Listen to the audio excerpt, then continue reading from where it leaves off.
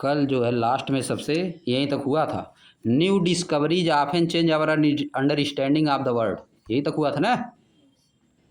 New discovery often change our understanding of the world, यानी नई discovery हमारे understanding को चेंज कर देती है। जो हम लोग संसार को समझ रहे हैं, नई डिस्कवरी उस चीज़ को चेंज कर देती है, बदल देती है कि नहीं। आप देखो आगे आ जाओ। As you go through this book, इसका मतलब क्या होगा। As you go through this book, जैसे जैसे इस बुक में आप घुसेंगे, घुसेंगे इस बुक में घुसोगे, हाँ, जैसे जैसे बुक को आप पढ़ेंगे, आगे जैसे जैसे पढ़ेंगे, यू विल इनकाउंटर, इनकाउंटर मतलब गोली मारना, सामना करना। You will encounter interesting ideas, you will encounter interesting ideas, मतलब आप इंटरेस्टिंग विचार का, इंटरेस्टिंग आइडिया से आपका सामना होगा, मतलब आपके सामने इंटरेस्टिंग चीज़ें आएंगी। Do some thought provoking experiment and see, कुछ थॉट प्रोवोकिंग एक्सपेरिमेंट करिए और देखिए, कुछ थॉट प्रोवोकिंग एक्सपेरिमेंट करिए और देखिए। थॉट प्रोवोकिंग एक्सपेरिमेंट मतलब do some thought provoking experiment and see how some of what we will find out is useful in our daily lifes, in our daily lifes. इतना बड़ा sentence है, इसको तोड़ तोड़ के भी देखो कैसे देख रहे हैं हम लोग। देखो पूरा देखो, वहाँ शुरुआत से शुरू किया है एकदम। As you go through this book you will encounter interesting ideas, जैसे जैसे आप इस बुक को पढ़ते जाएंगे आपके सामने इंटरेस्टिंग विचार आते जाएंगे। डू मतलब करिए, यहाँ पे है इम्परेटिव सेंटेंस हो गया। डू मतलब नहीं हो गया कि इंटरोगेटिव सेंटेंस प्रेजेंट इंडिफिनिट वाला। Do some thought provoking experiment and see, कुछ थॉट प्रोवोकिंग एक्सपेरिमेंट करिए और देखिए। थॉट प्रोवोकिंग मतलब ऐसा एक्सपेरिमेंट जो तुमको और सोचने पे मजबूर कर दे। थॉट प्रोवोकिंग मतलब जो सोचने पे मजबूर कर दे। प्रोवोक मतलब उकसाना किसी चीज़ को। प्रोवोक मतलब क्या होता है, उकसा देना। जैसे तुम किसी को उकसा दिए, चढ़ा दिए, है कि नहीं। अरे यार तुमको का रहा है देखो तुमको गाली दे रहा है कि नहीं। उसको उकसा दिए, वैसे अपने दिमाग को उकसा दोगे। वैसे दिमाग को क्या करोगे, दिमागवा को जब उकसा दोगे तो क्या करेगा, और न पूछेगा यार ये कैसे हो गया। समझ गए। Do some thought provoking experiment, thought provoking experiment करिए, दिमाग को उकसाने वाला एक्सपेरिमेंट करिए जिससे दिमाग में और क्वेश्चन आए। एंड सी, और देखिए। हाउ सम ऑफ व्हाट, उन सब में से कुछ, जो हम लोग एक्सपेरिमेंट कर रहे हैं उनमें से कुछ। हाउ सम व्हाट, उनमें से कुछ। We will find out useful in our daily lifes, उनमें से कुछ एक्सपेरिमेंट ऐसे रहेंगे जो कि हमारी डेली लाइफ में उपयोगी रहेंगे, जो कि हमारी डेली लाइफ में उपयोगी रहेंगे, जिनका यूज होगा डेली लाइफ में। और आगे देखो क्या है। एंड गेस, एंड गेस मतलब अनुमान लगाइए। गेस मतलब अनुमान लगाना। एंड गेस व्हाट हैपेंस, क्या होता है। As we discover more and more, अगर हम लोग ज़्यादा से ज़्यादा चीज़ों को खोजते जाते हैं तो क्या होगा, समझिए। We start realising that these ideas are all connected, हम ऐसा रियलाइज करना शुरू कर देंगे कि ये सब आइडियाज एक दूसरे से कनेक्टेड हैं। We will start off by looking at our home, हम शुरुआत करेंगे अपने घर से। कहाँ शुरुआत करेंगे, अपने घर से। शुरुआत हम अपने घर को देख के करेंगे। और किसको देख के करेंगे, प्लैनेट अर्थ और पृथ्वी से करेंगे। अपने घर से, पृथ्वी पर अपने घर से हम शुरुआत करेंगे। कहाँ से करेंगे शुरुआत, अपने घर से। It is the only planet we know that support life, यह केवल एक ऐसा प्लैनेट है जो लाइफ को सपोर्ट करता है। यह केवल एक ऐसा प्लैनेट है जो लाइफ को सपोर्ट करता है। यानी पृथ्वी एक ऐसा प्लैनेट है जहाँ पे लाइफ संभव है, जहाँ पे आदमी रह सकते हैं। समझ गए, लाइफ को सपोर्ट करता है, इसका मतलब यहाँ पे प्राणी रह सकते हैं, जीव जंतु यहाँ पे रह सकते हैं, आदमी रह सकते हैं, इसका मतलब ही है। And it is has an environment that we must protect, और इसके पास इन्वायरमेंट है। किसके पास इन्वायरमेंट है बताओ? अर्थ। अर्थ का इन्वायरमेंट को क्या करना है? प्रोटेक्ट। एक बार फिर से देख लो। We will start off, we will start off, we will start off by looking at our home planet earth, हम धरती पर अपने घर से शुरू करेंगे। It is the only planet, या केवल एक प्लैनेट है, वी नो हम जानते हैं, या कि केवल एक प्लैनेट है, दैट सपोर्ट लाइफ, जो कि जीवन को सपोर्ट करता है। And it has an environment, और इसके पास एक इन्वायरमेंट है, दैट वी मस्ट प्रोटेक्ट, जिसको हमको प्रोटेक्ट करना चाहिए। इन्वायरमेंट को कैसे प्रोटेक्ट करो बताओ? तो पेड़ लगा के, समझ गए? पेड़ लगाओगे तो इन्वायरमेंट प्रोटेक्ट होगा। धुआं हुआ ज़्यादा नहीं करना है। आगे देखो, there is an imaging variety of life on earth, plants and animals that have manage to survive and thrive in different region on this planet. यहाँ तक दिया है। There is an amazing variety of life on earth, earth पे बहुत variety मतलब तरह तरह की, वैरायटी मतलब तरह तरह की, अर्थ पे बहुत आश्चर्य करने वाली, अमेजिंग मतलब आश्चर्य करने वाली, और तरह तरह का जीवन है। अर्थ पे बहुत ही आश्चर्यजनक और तरह तरह का जीवन है। और जीवन में उस क्या क्या बता रहा है? प्लांट्स हैं, पौधे हैं, एनिमल्स हैं, जानवर हैं, दैट हैव मैनेज्ड, जो कि मैनेज करते हैं, टू सर्वाइव, सर्वाइव करना, एंड थ्राइव मतलब विकसित होना, थ्राइव मतलब विकास करना, थ्राइव मतलब विकास करना, survive and thrive in a different region of this planet, जो कि इस प्लैनेट के जो प्लांट और एनिमल हैं, इस प्लैनेट के डिफरेंट रीजन पे, यानी अलग अलग जगह पे सर्वाइव करते हैं और थ्राइव करते हैं, सर्वाइव करते हैं और थ्राइव करते हैं, यानी सर्वाइव करते हैं और विकसित होते हैं। आगे देखो, you might have seen a seed grown into a plant, आपने एक सीड को बड़ा पौधा होते हुए निश्चित रूप से देखा होगा, निश्चित रूप से देखा होगा। A caterpillar, caterpillar transform into a beautiful butterfly, एक कटरपिलर किसमें ट्रांसफॉर्म हो जाता है? बटरफ्लाई, सुंदर बटरफ्लाई में ट्रांसफॉर्म हो जाता है, यानी तितली में। कटरपिलर मतलब हाँ, रेंगते हैं सब, हाँ तितली बन जाते हैं सब, समझिए। कटरपिलर ट्रांसफॉर्म हो जाता है, यानी चेंज हो जाता है किसमें? ब्यूटीफुल बटरफ्लाई, बटरफ्लाई में चेंज हो जाता है।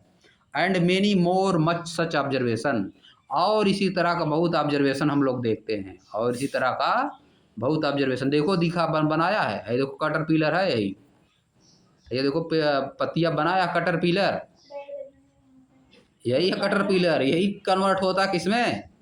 बटरफ्लाई में कन्वर्ट हो जाता है, समझिए। And many more such observation, और इसी तरह का बहुत ऑब्जर्वेशन हम लोग देखते हैं।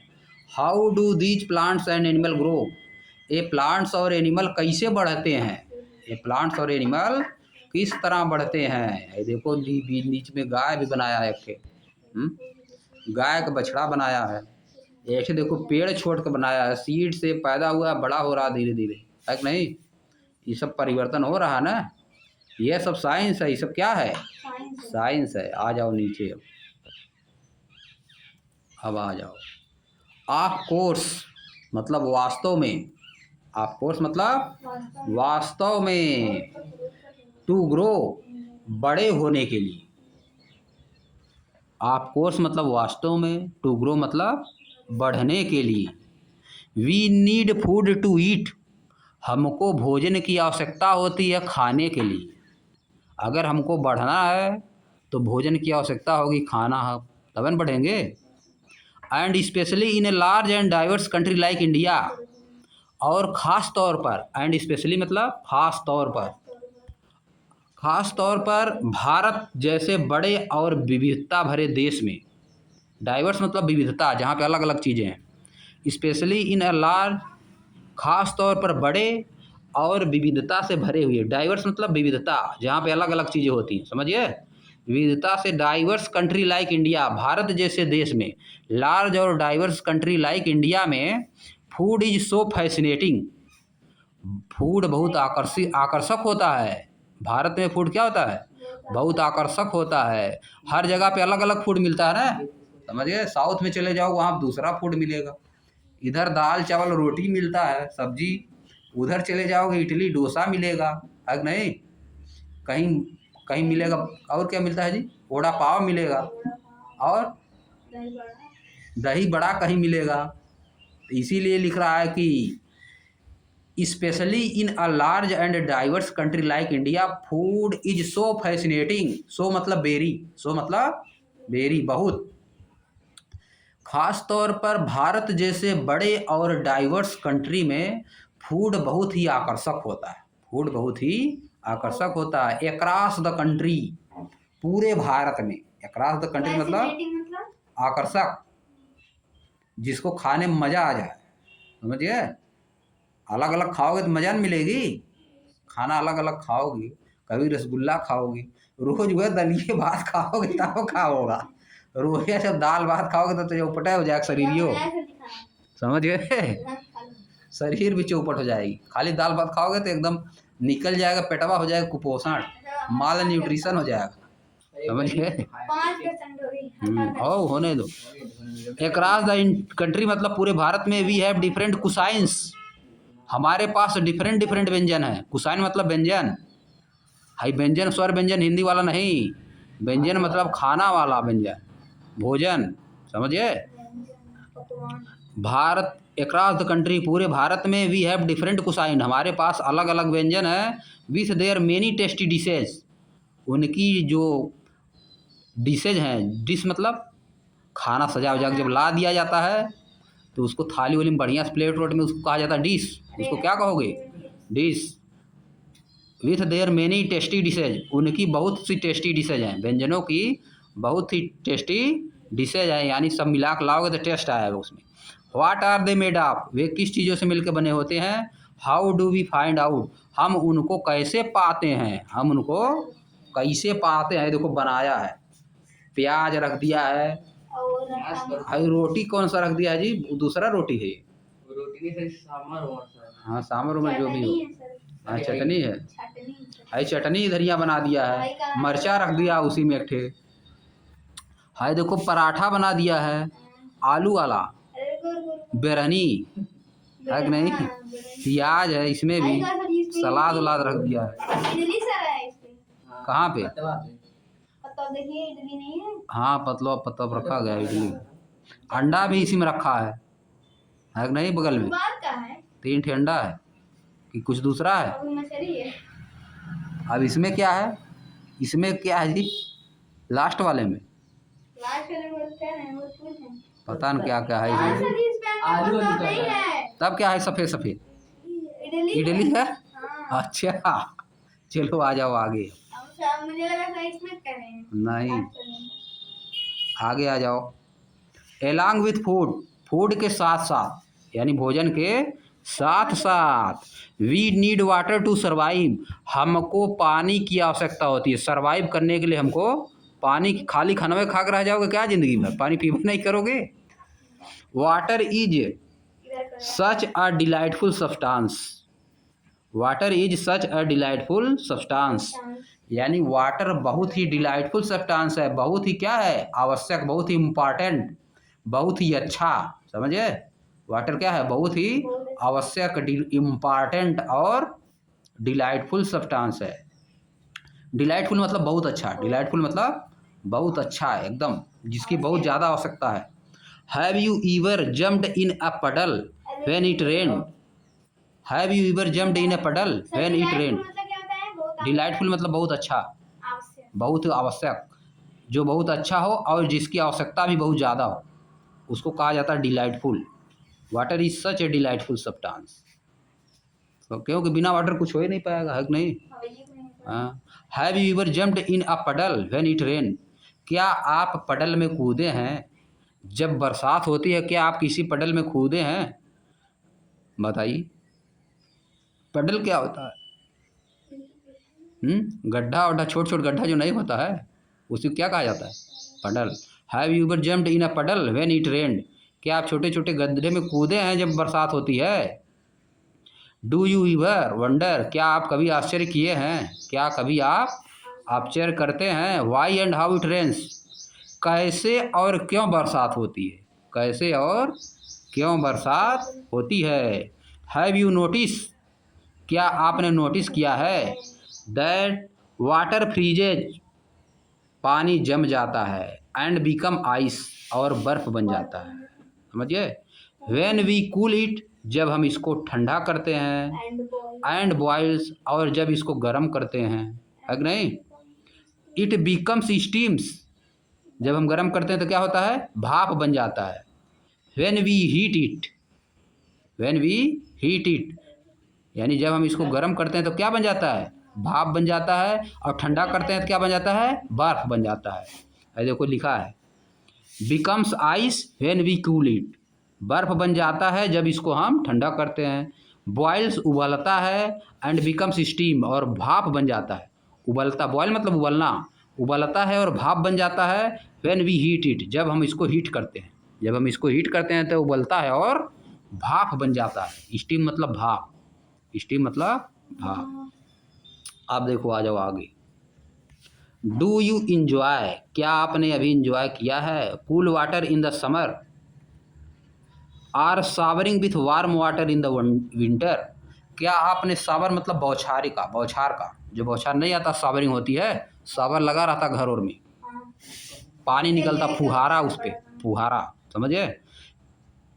Do you enjoy drinking cool water in the summer, क्या आपने कभी गर्मी में ठंडा पानी पीने का आनंद लिया है? क्या आपने गर्मी में कभी ठंडा पानी पीने का आनंद लिया है? या तो क्या किया है, क्या आपने कभी गर्मी में सावरिंग नहीं, विंटर में, क्या आपने ठंडी, विंटर मतलब ठंडी, क्या आपने ठंडी में कभी गर्म पानी का फुहारा लिया है? गर्म पानी फुहारा लगता है ना ठंडिया में, ठंडी में उसमें गर्म पानी कर दिया जाता है, गर्म आता है। How do we understand hot and cold, हम कैसे समझते हैं कि ये चीज़ ठंडी है और ये चीज़ गर्म है? हम ठंडा गर्म कैसे समझते हैं? आगे आ जाओ।